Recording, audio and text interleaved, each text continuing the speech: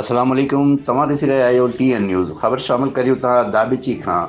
वज़ीर आला सिंध सैयद मुराद अली शाह शहीद नाज़िम जे तॾे ते पहुतो। सैयद गनी सूबाई वज़ीर इम्तियाज़ शेख अयाज शाह शिराज़ी साजिद जोखियो सांस गॾु हुया।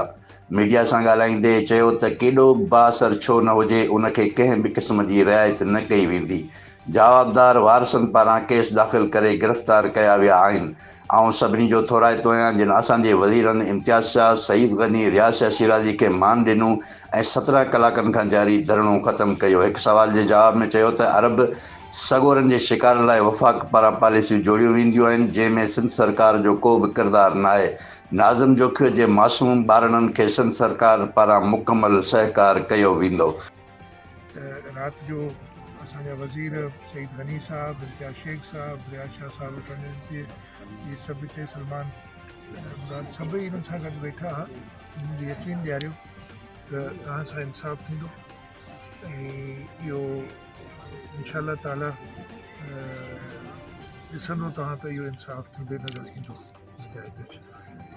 मां थोराइतो आहियां त जॾहिं राति गुज़रा आया उन्हनि खे मान ॾिनो ऐं पंहिंजो धरनो ख़तमु कयूं इन गारंटी ते त पोइ हुकूमत जेकी आहे इन मामले खे इंसाफ़ सां ॾिसंदी। इंशाअल्लाह ताला हुकूमत कीअं कंदी ऐं उहो सेवा इहे सिंध जा माण्हू। कैमरामैन टीम सां गॾु शाहिद समूह, TN न्यूज़, दाबिची।